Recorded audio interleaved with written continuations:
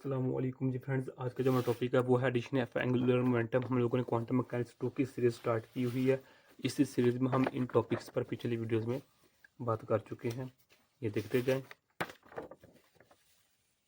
तो आज की जो मेरे पास वीडियो है वो वीडियो नंबर 23 है, एडिशन ऑफ एंगुलर मोमेंटम। ये दो पार्ट्स है, इसको हम एडिशन ये दोनों parts addition of angular momentum में कवर हो जाएंगे। ओके, तो लास्ट वीडियो में हमने इसका जो एडिशन ऑफ एंगुलर मोमेंटम है इसका पहला पार्ट डिस्कस कर लिया था। अब इसका जो सेकंड पार्ट है वो अब इस वीडियो में डिस्कस करेंगे, और इसका जो थर्ड पार्ट होगा वो आने वाली वीडियो में डिस्कस करेंगे, और उससे नेक्स्ट आने वाली वीडियो में इन दो टॉपिक्स पर बात करने की कोशिश करेंगे। ओके, तो जो स्पिन है और ऑर्बिट्रेरी है, ये दोनों एंगुलर मोमेंटम इसी वीडियो में इन्हीं तीन पार्ट्स में डिस्कवर हो जाएंगे। ओके, तो आइए इसको स्टार्ट करते हैं। बिस्मिल्लाहिर्रहमानिर्रहीम, सल्लल्लाहु अला मुहम्मद सल्लल्लाहु अलैहि वसल्लम।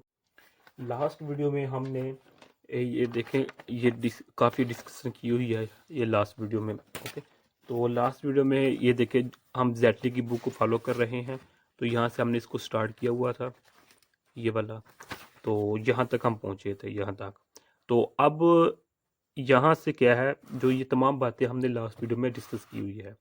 तो अब इन जो लास्ट वीडियो में हमने किया था कि क्या था कि जो बेसिस थी, जो डायरेक्शंस थी, ओरिएंटेशन थी, उसको हमने अलग अलग किए थे। यानी कि जो लास्ट वीडियो थी उसमें हमने ये स्टडी किया था कि हर दो पार्टिकल ये थे ना, पार्टिकल 1 और पार्टिकल 2, कि हर पार्टिकल के लिए बेसिस अलग अलग लिखी थी, और इसी तरह इसकी जो ओरिएंटेशन थी वो भी अलग अलग लिखी थी। लेकिन अब हम इन दोनों को जब ज्वाइन करेंगे तो उसके लिए क्या करना पड़ेगा, ज्वाइंट स्टेट जिसको हम कहते हैं वो क्या होगी। लेकिन मिसाल के तौर पर ये देखें, इसके लिए जब हम किसी भी दो पार्टिकल के बेसिस या दोनों पार्टिकल्स के ओरिएंटेशन को ऐड करते हैं तो उसके कई रूल्स होते हैं। मिसाल के तौर पर देखें ना, अगर 5 सेंटीमीटर है तो अगर हमारे पास ये 10 मीटर है तो इसको इसमें ऐड नहीं कर सकते। या तो इसको 10 सेंटीमीटर होना चाहिए, या फिर इसको 5 सेंटीमीटर करना चाहिए। दोनों का जब ये मीटर मीटर या फिर सेंटीमीटर सेंटीमीटर होंगे तब जमा या माइनस होंगे, ये रूल होता है। इसी तरह यहाँ भी कुछ ना कुछ रूल्स अप्लाई होते हैं कि इनके जो बेसिस हैं वो भी सेम होने चाहिए। बेसिस मतलब स्पेसिस इनके सेम होने चाहिए। ओके, इनकी जो ओरिएंटेशन है उनका भी काफ़ी पता होना चाहिए, ओरिएंटेशन का, डायरेक्शन का, तभी इनको हम ऐड कर पाएंगे। तो अब जो हम हमारे पास है, मिसाल के तौर पर ये देखें, मेरे पास ये इक्वेशन लिखी हुई है, 7.98 इक्वेशन लिखी गई है। इसमें देखें पार्टिकल 1 का जो J1 है और M1 है, ये दोनों आगे हैं। पार्टिकल का J2 और M2, यानी कि ये देखिए ये पार्टिकल 1 का है या पार्टिकल 2 है। इन दोनों स्टेट्स को, इन दोनों कैट्स को, इन दोनों फंक्शन को, इन दोनों क्वांटम स्टेट्स को हमने एक क्वांटम स्टेट की फॉर्म में लिख दिया हुआ है कंबाइन करके, जो कि हमारे पास ये है। तो अब जो मेरे पास ये कंबाइंड फॉर्म है, इस कंबाइंड फॉर्म को हम इस तरह भी लिख सकते हैं। एक तो फॉर्म ये है ना, इसको हम इस तरह भी लिख सकते हैं, J1 M1, ओके, J2 और M2, इस तरह भी लिख सकते हैं। इस तरह लिख लें या इस तरह लिख लें, एक ही बात है। तो अब जिस तरह हमने लास्ट वीडियो में ये क्वेश्चंस लिखी थी, बिल्कुल हम इस तरह ये क्वेश्चन लिख सकते हैं। ओके, तो ये मेरे पास क्या है, मैग्नीट्यूड ऑफ एंगुलर मोमेंटम है। तो जब इसको हम अप्लाई करेंगे तो मेरे पास ये आएगा, ये यहाँ यानी देखिए ये फंक्शन है, या क्वांटम स्टेट है या स्टेट है, ये भी देखिए मेरे पास ये ऑपरेटर है, ऑपरेटर अप्लाई किया तो मेरे पास सेम फंक्शन आ गया, सेम क्वांटम स्टेट आ गया। इसका मतलब क्या है कि ये कॉम्बल क्या, मेरे पास आइगन वैल्यू इक्वेशन है या ये आइगन इक्वेशन है। इसी तरह इसीलिए ये मेरे पास क्या हो गया, ये आइगन फंक्शन हो गया, और जब मेरे पास ये है ये आइगन वैल्यू हो गया। इसी तरह हमारे पास ये भी आइगन वैल्यू है, ये आइगन फंक्शन हो गया, ये eigen value eigen function, eigen value eigen function. क्यों? क्योंकि हमारे पास ये भी सेम है, ये भी सेम है, ये देखें। ओके, तो सेकंड चैप्टर में हमने डिस्कस किया हुआ है कि अगर जिस ऑपरेटर को जिस फंक्शन पर अप्लाई करें, अगर वही फंक्शन सेम आ जाए तो वो फंक्शन हमारे पास आइगन फंक्शन जो रहता है, उसके साथ जो अटैच वैल्यू होती है वो हमारे पास आइगन वैल्यू होती है। तो लिहाजा हाँ, इसको जब हम अप्लाई करेंगे, जो मेरे पास ये मैग्नीट्यूड ऑफ एंगुलर मोमेंटम है, इस पर अप्लाई होगा तो मेरे पास ये आंसर आएगा। ये डायरेक्शन ऑफ एंगुलर मोमेंटम है, तो ये मेरे पास एम पर अप्लाई होगा। ये फिर वो ये किसके लिए, फॉर फर्स्ट पार्टिकल के लिए, ये फॉर सेकंड पार्टिकल के लिए, क्योंकि हमने दो पार्टिकल कंसिडर किए हुए हैं। तो ये इस पर अप्लाई होगा तो ये आंसर आएगा। ये इस पर अप्लाई होगा, सॉरी, ये इस पर अप्लाई होगा, और ये इस पर अप्लाई होगा। ओके, तो मेरे पास ये 4 इक्वेशन आ जाएंगे। बिल्कुल सेम प्रोसेस है जिस तरह हमने ये लास्ट वीडियो में किया था। तो अब हमारे पास अब ये 7.103 है, 7.14 इक्वेशन है। इन इक्वेशन में सिर्फ ऑर्थोनॉर्मेलिटी बताई गई है। ओके, यानी कि जिस तरह हमने ये देखें, जब हमने वीडियो नंबर 22 के एफ पार्ट का इस पॉलीपेम मैट्रिसेस में जब हमने हमारे पास था ना क्वांटम स्टेट, उस वक्त हमारे पास क्वांटम स्टेट ये थी। ओके, ये थी एस, ये मेरे पास क्वांटम नंबर है, ये मेरे पास स्पिन क्वांटम नंबर है, ये स्पिन मैग्नेटिक क्वांटम नंबर है। तो इस केस में जब जिस तरह हमारे पास कंप्लीट और ऑर्थोनॉर्मेलिटी देखी थी, बिल्कुल इसी तरह हम इधर देखेंगे। इधर बस क्या आ गया है, इधर J1 है और M1 है। इसके लिए भी हो सकती है या J1 J2 M1 M2, इसके लिए भी यही और ऑर्थोनॉर्मेलिटी हो सकती है जिस तरह ये इस इक्वेशन में लिखी गई है और इस इक्वेशन में लिखी गई है। ओके, इसको समझने से पहले हमें क्वांटम मैकेनिक्स का जो पहला चैप्टर है उसकी हमें अंडरस्टैंडिंग, सॉरी सेकंड जो चैप्टर है उसकी अंडरस्टैंडिंग होनी चाहिए। यानी कि हमें ऑर्थोनॉर्मल का पता होना चाहिए।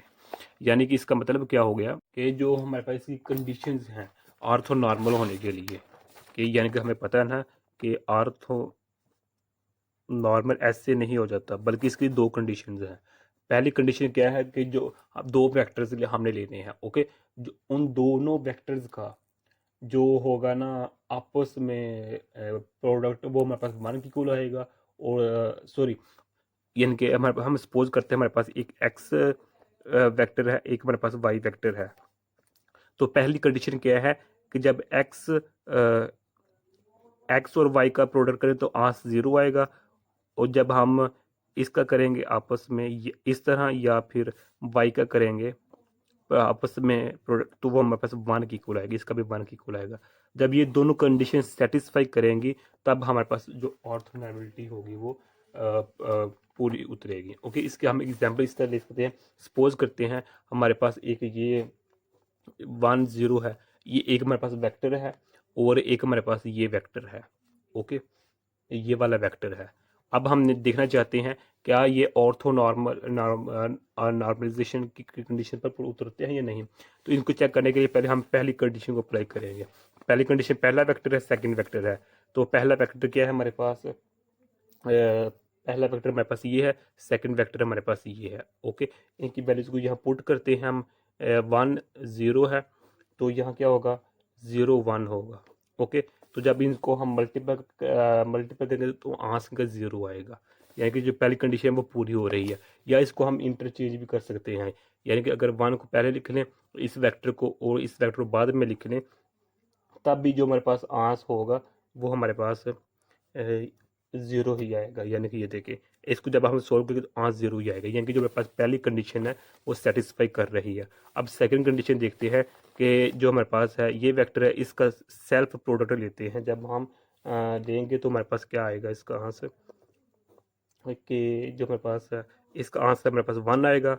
इसी तरह जब हम जो सेकंड वेक्टर है इसका सेल्फ प्रोडक्ट लेंगे तो हमारे पास इसका जो हमारे आंसर आएगा वो भी ये है, यानी कि मेरे पास होगा 0 1, ये 1 होगा।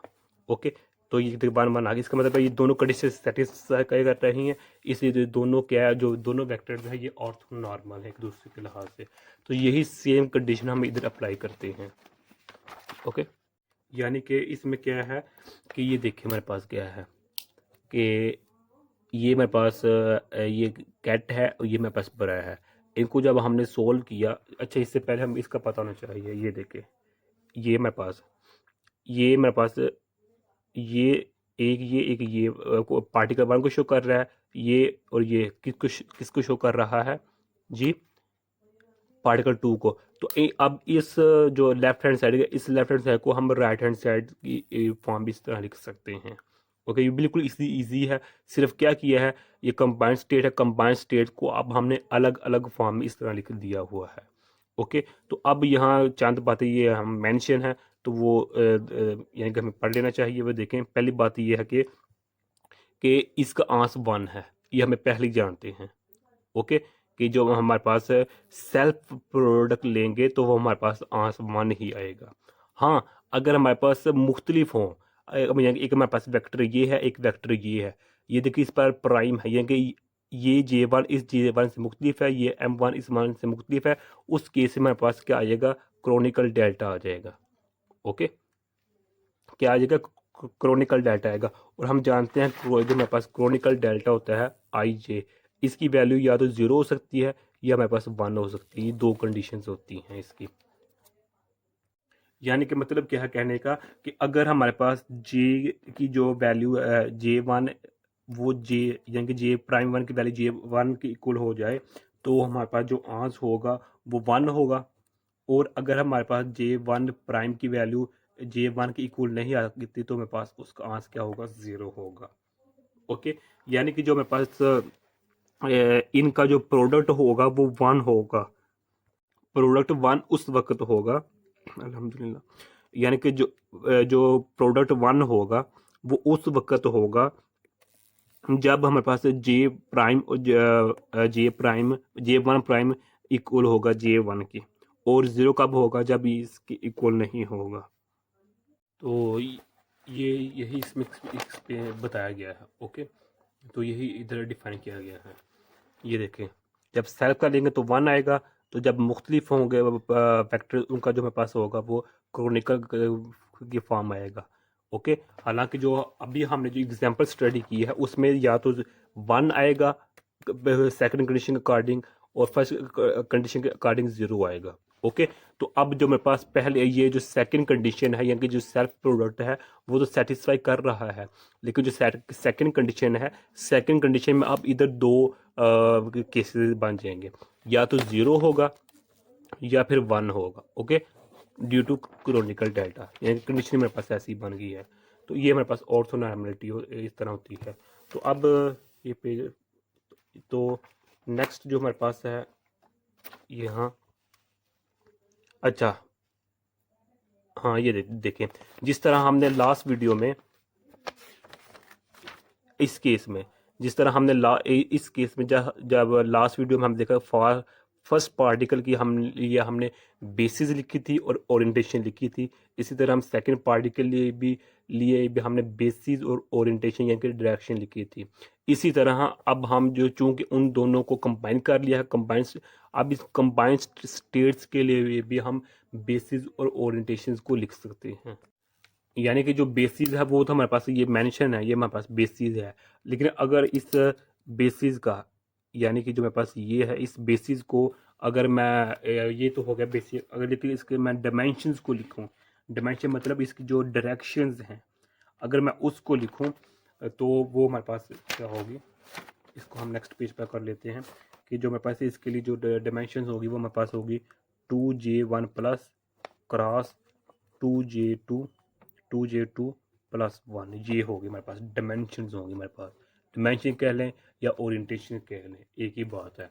यानी कि ये मेरे पास फॉर फर्स्ट पार्टिकल के लिए है, ये फॉर सेकंड पार्टिकल के लिए है, क्योंकि अब हमने यहाँ क्या करें, कंबाइन कर लिया है दोनों स्टेट्स को, तो इसलिए हमारे पास डायमेंशन दोनों का क्रॉस हो जाएगी। ओके, तो जो बेस है वो हमारे पास यही रहेगी। तो ये इसमें एक्सप्लेन किया गया है।